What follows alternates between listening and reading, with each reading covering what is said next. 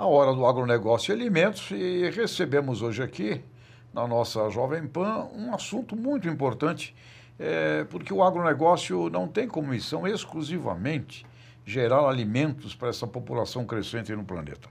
Tem também uma missão de luta contra a pobreza e a miséria. Assim, inclusive, o professor Ray Goldberg, de Harvard, coloca hoje, modernamente, a palavra agrocidadania. Então, eu encontrei um executivo, Aldo Labak, formado pela Getúlio Vargas, com especialização na SEAG, que trabalha exatamente nessa coisa de um International Development, esse assunto que envolve a luta contra a pobreza e a miséria. E aqui vamos falar com ele. Aldo, obrigado por ter vindo. Explica para a gente aqui, você é o executivo da Palladium, onde você já está há 15 anos, e Palladium, você trouxe Palladium para o Brasil. Então, o que é este mundo que você atua no sentido de desenvolvimento e luta contra pobreza e miséria pelo mundo afora? Antes de mais nada, obrigado pela oportunidade, Tejon. É uma honra estar aqui falando com uma entidade do agronegócio brasileiro. E a ideia é dividir um pouco com vocês a atuação nossa pelo mundo e como é que a gente está querendo replicar aqui no Brasil esse tipo de atuação que busca mostrar que a solução para os grandes problemas do mundo depende diretamente da atração do capital privado, das empresas e dos investidores na solução desses problemas, né? Já ficou muito claro, eu acho, nesses últimos 20, 30 anos, que o dinheiro público não é suficiente mais para solucionar as grandes crises ou os grandes problemas crônicos que a humanidade está enfrentando. Olha, aí brasileiros, né? A cidade de Pompeia, Fundação Sunji Nishimura, um japonês que foi imigrante, boia fria, criou ali a Jato e deixou um legado espetacular, onde a qualidade de vida ali da região, é muito importante isso, então. E nós vamos ver cada vez mais. Tomara. E Labak, a Palladium é uma empresa, uma organização que atua nesse sentido. Este é o foco dela? Sim, a Palladium é um grupo internacional com fins lucrativos, importante ressaltar isso, né? Que trabalha há mais de 50 anos no desenho e execução de grandes programas de impacto positivo social, ambiental e econômico em nome de entidades internacionais de cooperação e desenvolvimento. Então, por exemplo, nos Estados Unidos tem uma grande entidade chamada USAID, que financia programas de impacto positivo em países em desenvolvimento, promovendo prosperidade e seja social, seja econômica, seja ambiental, né? O governo da Inglaterra também tem um departamento muito forte nesse sentido, se chama DFID, Department of International Foreign Development. A Alemanha tem um departamento muito grande, que é o GIZ. Então, a gente participa de processos licitatórios internacionais, onde essas entidades selecionam empresas que vão executar esses programas em nome desses governos em países receptores desse tipo de doação. Me dê alguns exemplos do que vocês já estão fazendo. Acho que trazendo mais para a questão do agronegócio, né, que é o tópico aqui do programa, a gente fez um programa muito bacana no Peru, chamado Aliança Cacau Peru, financiado pelo governo dos Estados Unidos, pelo USAID. É um programa de 5 anos, onde foi repensada e redesenhada totalmente a cadeia de produção e exportação de cacau do Peru. Importante essa observação, uma visão de cadeia produtiva.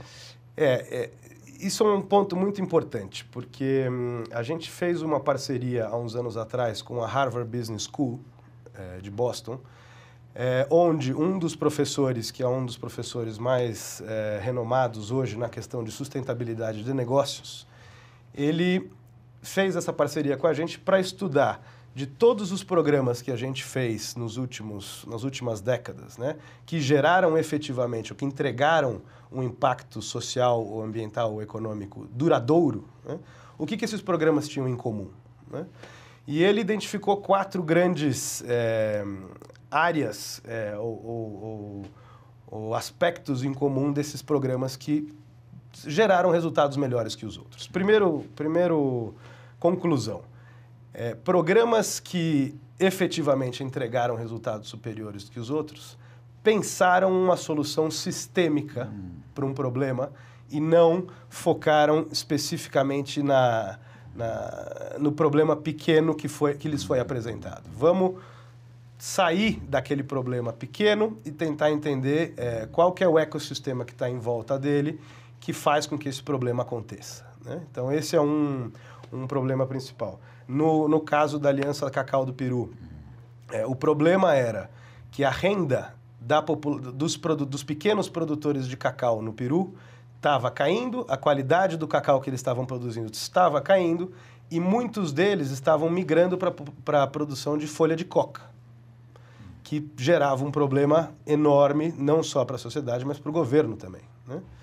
Então, esse projeto, de novo, um projeto de 5 anos, ou seja, intervenções têm que ser pensadas no médio e longo prazo, né? Tentou identificar quais eram os gargalos desde a produção do cacau numa pequena propriedade rural no Peru até o recebimento da carga de cacau pela Nestlé na Europa.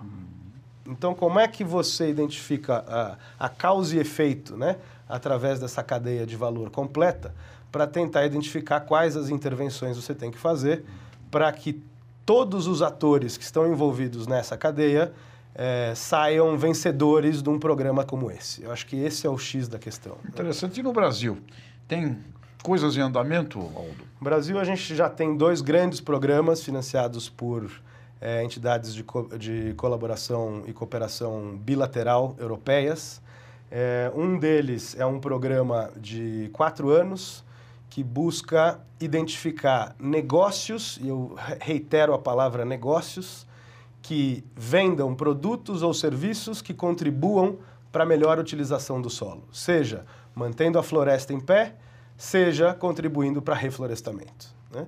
Então, em teoria, esses são assuntos vistos como centros de custo, né? Onde para você fazer um reflorestamento, você gasta dinheiro, mas o nosso programa tenta identificar, será que não existe uma forma de você ganhar dinheiro fazendo reflorestamento no Brasil?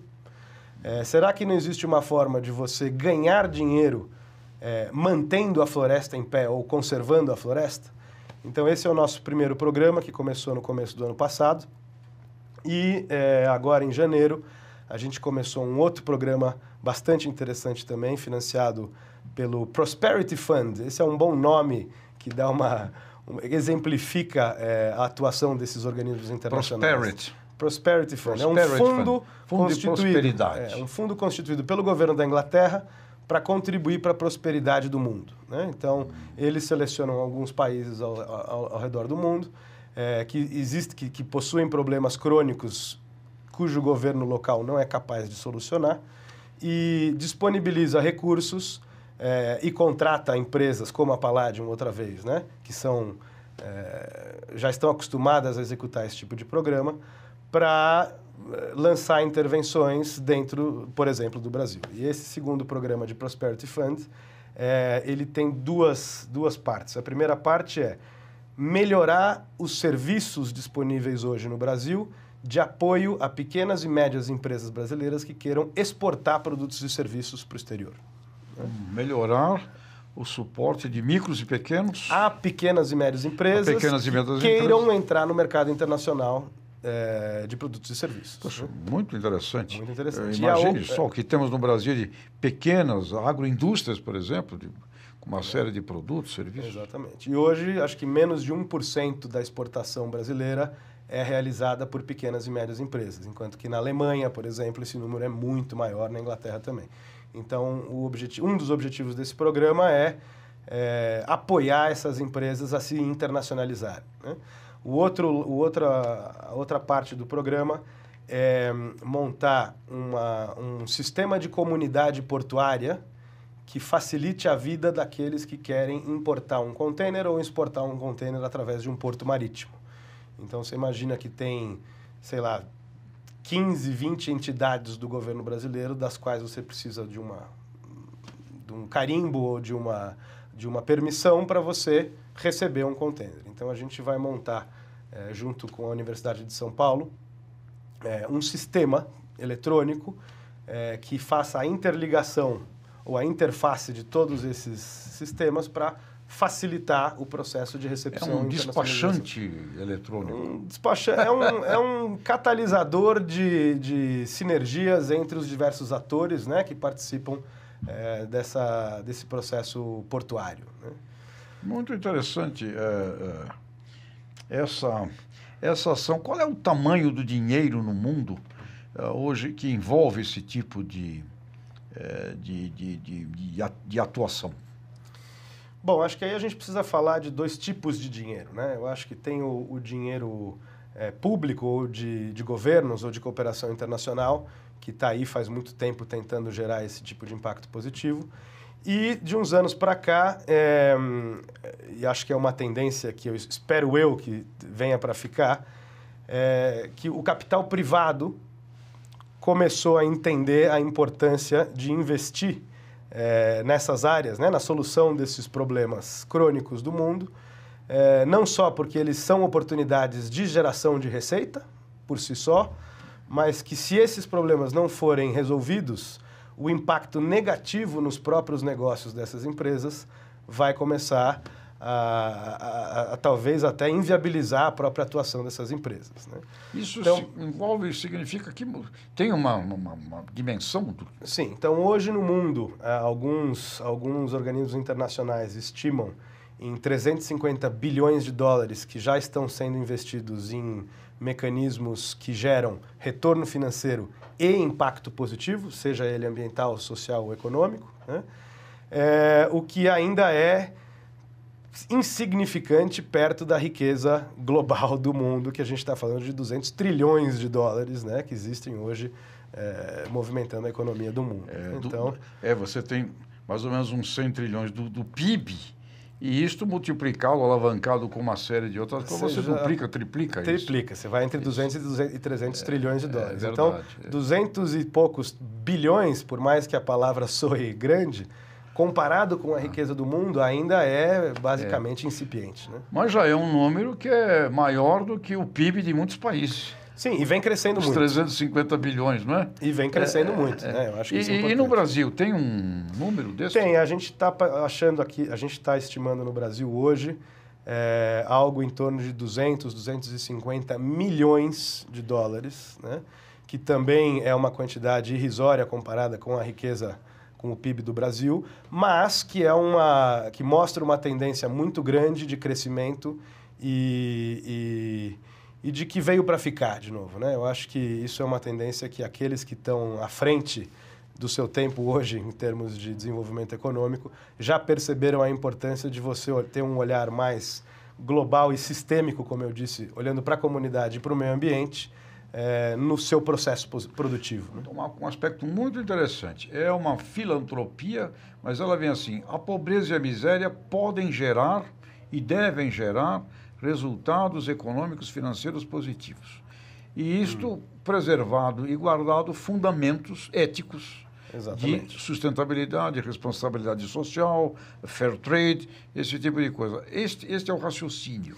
E é muito interessante, porque quando você olha mesmo regiões do Brasil que eram nada há 40, 50 anos atrás, foi exatamente sem essa orquestração, como você diz, sem essa visão orquestrada, mas quando você vai a regiões brasileiras, você vê ali o progresso que ocorreu em cidades muito exemplares, inclusive, Lucas do Rio Verde e outras, em que você vê um sistema atuando.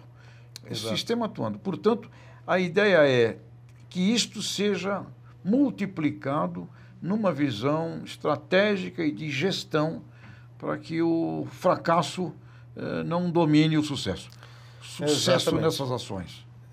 E que a palavra sucesso seja definida não só como fazer mais dinheiro, né, ou ficar mais rico, mas fazer mais dinheiro ao mesmo tempo em que, concomitantemente ao desenvolvimento da sociedade, das comunidades e do meio ambiente onde esse dinheiro, onde essa riqueza está sendo gerada. Eu acho que esse é o grande desafio que uma empresa como a Palladium tem ou assumiu para si mesmo ao redor do mundo, e esse é o desafio que a gente está querendo replicar aqui no Brasil.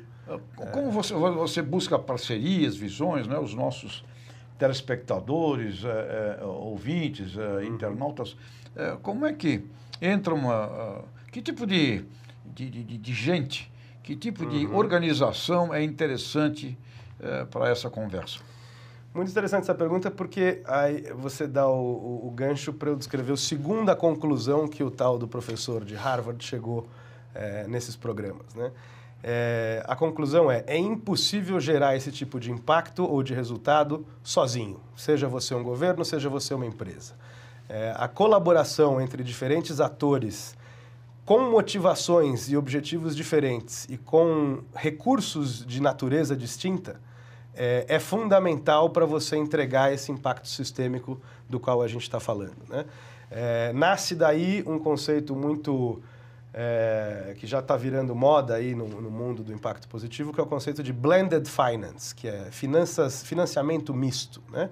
Ou seja, você atrair capital governamental, capital de desenvolvimento de cooperação internacional, aliado a capital privado e a outros tipos de capital mais volátil para atacar um determinado problema. Interessante. Né? Isso é uma tendência muito grande que está acontecendo Você agora. falou, o professor lá de Harvard identificou a visão sistêmica obrigatória, o conceito, a segunda conclusão, impossível sozinho, tem que colaborar. E quais são as outras duas? Você falou que eram 4.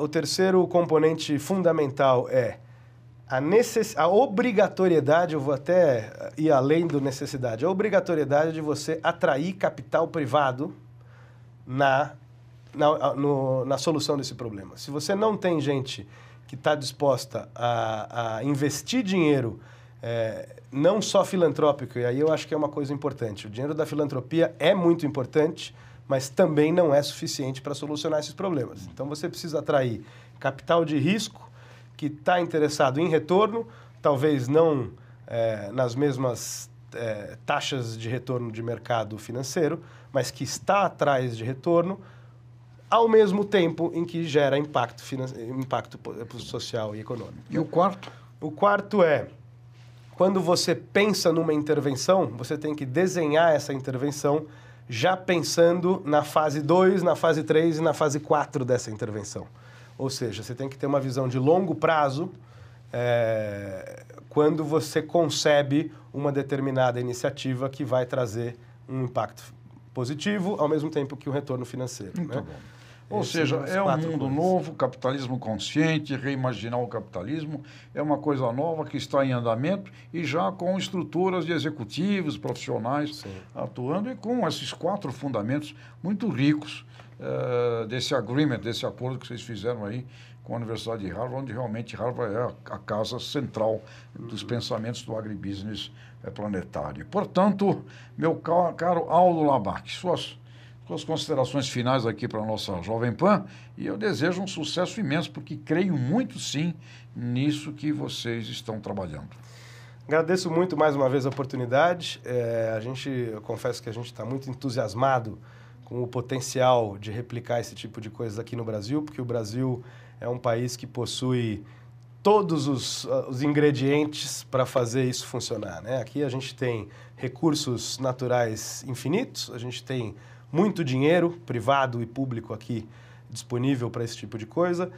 A gente já tem, isso é uma coisa interessante para comentar, nesses últimos 10 anos, já foi formado no Brasil o autodenominado ecossistema de impacto, né? Ou seja, indivíduos e organizações e empresas que perceberam a importância de investir dinheiro investir e ganhar dinheiro na solução desses grandes desafios que a gente tem, e que já estão bastante avançados no desenho de mecanismos e de programas voltados a fazer com que isso aconteça, né? Muito bem. Guerra do século XXI é a guerra da desigualdade, e o agronegócio tem uma missão dentro disso, que é esta luta contra a pobreza e a miséria no Brasil e planetária. Ecossistema de impacto. Ou seja, menos Brasília, mais Brasil, aliás, é o que o governo atual nos diz. Portanto, temos aqui um caminho extraordinário. Aldo, muito obrigado. Muito obrigado. Um prazer. Prazer meu, felicidades. Obrigado, pessoal. Até a próxima.